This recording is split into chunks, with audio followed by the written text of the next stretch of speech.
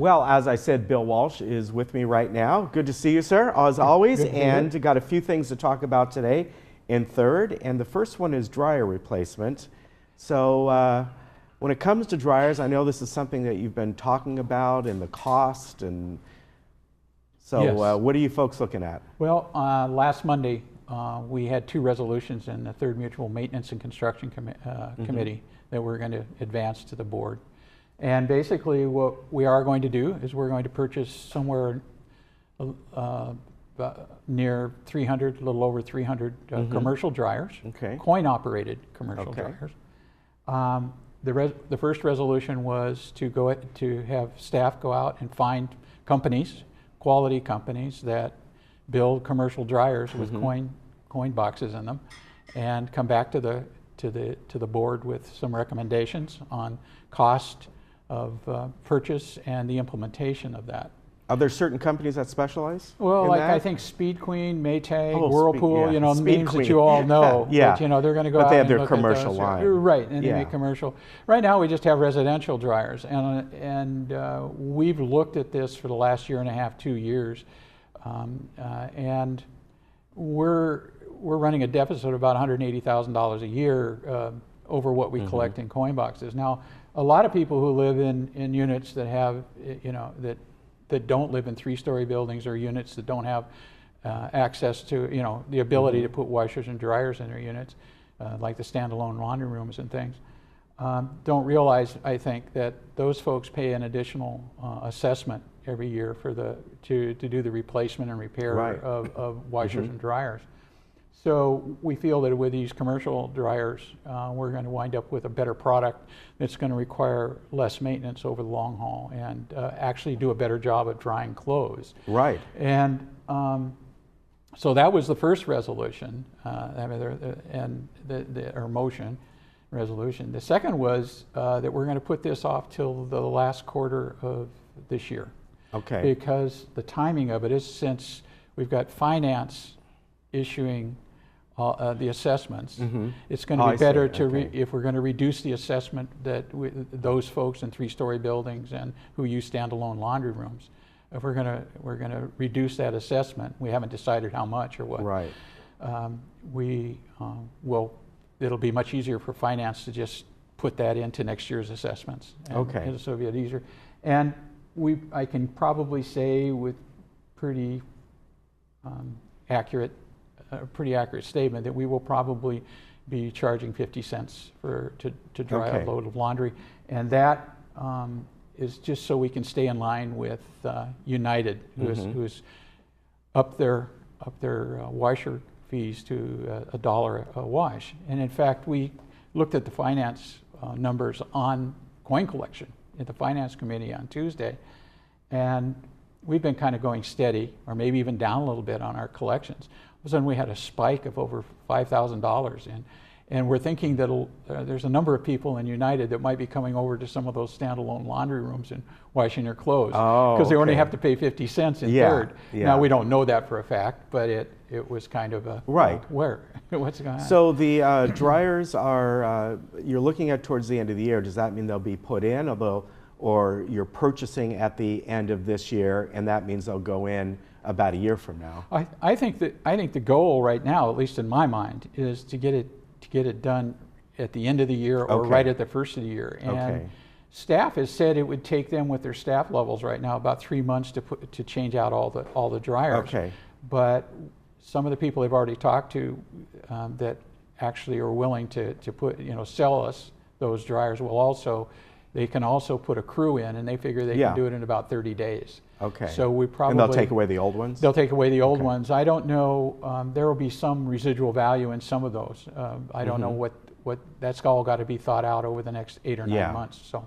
Okay, very good. Now, another ongoing thing a project that I know you've been involved in for quite a while is the street lights. And how is that going? I know there was some delay because of Edison, and we've talked about that. Right.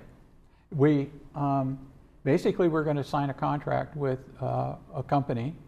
There are several of them that work in the state, and we've chosen one of them, and we're going to bring that up in the board meeting on Okay. the 20th, and we're going to sign a contract. And what that contract will do, this company is experienced with going through the whole acquisition process. Okay. Because that's a long drawn, it's got Yeah. 4 phases to it, including going to the CPUC. And Edison has got a very bureaucratic process. They send it through one chain of command, and it comes back and it goes through another chain of command, apparently, and it goes through another chain of command Okay. until they all, buy off on it. And one of the things that this company does is to make sure that the inventory that Edison is going to charge us to buy is Okay. accurate. Those Okay. numbers are accurate, that we've got working poles. One part of, I think, the second phase of this is that Edison wants us to retag all of the, they don't want their tags on Right. light poles that we're going to own. And there's like 768 light poles. And this company will come in and take the old tags off and retag them, which can be, I don't know how difficult it Yeah. is, but it's time consuming. And the real benefit with going to this company is that they're going to do the maintenance for us over a 3-year period. Oh, okay. I That'll think be it's going to be a nice. 3-year contract Yeah. with them. And we won't have the delay. We've got some outages right now on light poles that have been there since November. And, we're in the darkest part of the year, and we don't have enough lighting as it is. Yeah. And so we're going to get a lot better response. In addition to that, these people are very experienced with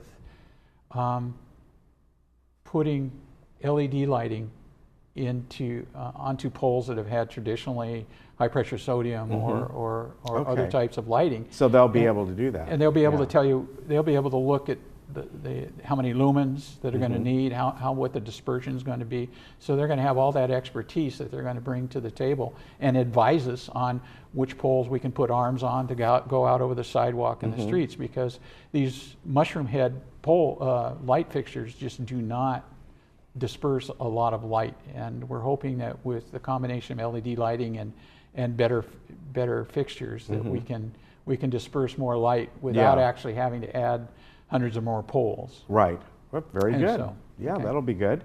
Now, walkway lighting, and this is something, again, that's been ongoing for a long time. It is, and we're in the middle of a pilot right now, and Bert Moldow and I and several other board members and even Steve Leonard from United, we've all gone over at night at different times and looked at the pilot that we've got going. U.S. Energy went out and did a survey, and I think we've got in gates 5 and 6, and found that there were about 588, I guess I'm giving you an absolute number here, Yeah. around 588 walkway lights. But most of these are these little pagoda style, Right, and they're right. little, they're about 21 inches to 24 inches off the ground, and they really are more decorative than they are, providing better light on the walkways. And so when they came back to us, we decided that, we wanted to put this out to bid. I mean, that's the natural thing to do. Yeah. And we wanted them to put the pilots in so we can get a good idea of what are good fixtures. And do we replace these fixtures, do we put fixtures in, or we just replace the lights that are in there now with LED bulbs, or do we actually go and get an LED fixture that's a closed system that doesn't require Right. maintenance of changing out bulbs? And so we're hoping that we've gone out and looked, we like what we see, but we asked them again to go back out and add an extension of about a foot on these to see if we can get more dispersion. So we're waiting Okay. for them right now. But once we decide that which way we want to go with this, we'll have staff issue some RFPs to various vendors who supply LED lights for walkways, and see what the bids are and see if we can get a contract going. All right, very good. And finally, future energy initiatives. Of course, that's kind of falls into that, Yes, it does. into the lighting. And there's a whole lot of things going to be happening to.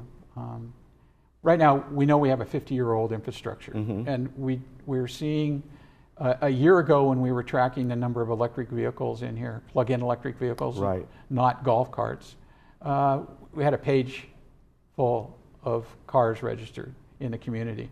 We just had a meeting last week, and there's 2 pages now, and we're starting to see an increase for the a number of people who are going to either hybrids or going to electric vehicles. And we're looking at our infrastructure and going, how are we going to accommodate this towards the future? So in the third Energy Committee meeting on Tuesday, we invited, we've had some United representation, but we invited GRF to come in too, because these issues are not just related to mutual by mutual, but they're related as a community-wide thing. Right. So we want to go forward with some plans. So our first step in all of this is to go out. We're sending out an RFP to hire some consultants to go out and get some, see if we can get some energy, particularly expertise in electric systems. Yeah, and you know, I know you have mentioned this before, and looking even just a couple years from now, that is going to be a consideration of people moving in here as they buy more and more or lease electric vehicles. You know, can I plug in my vehicle easily? That's correct, and manufacturers are already making that changeover. Yeah. I mean, a company like Volkswagen trying to get out from under the fraudulent modifications to their engines is basically declared that they're going to go all electric. And there are other companies you're seeing, you know, many more models coming out. But part of this future energy initiative is to look at other things like community choice aggregation. There are companies out there in the desert who have these huge solar farms who are willing to sell electricity at a lower rate per kilowatt than we get it from Edison. And there are companies around that literally have gone out because the battery technology is improving and have purchased huge battery systems and put them in their factories or their warehouses, and they charge those batteries at night when the electricity rates are much cheaper, and then they use the power during the day when the rates are much higher. And we're going to be probably looking at alternatives like that in terms of can we put these in like a building like this, like the administration building? Would a battery be an appropriate thing? We don't know that, but we want to look at all of our alternatives, even fuel cells, those kinds of things, to try to suppress the amount of money that we're all spending on electricity. And when I talk about community choice aggregation, I'm not just talking about for GRF. I'm talking about actually being able to offer it to residents, because how that works is basically you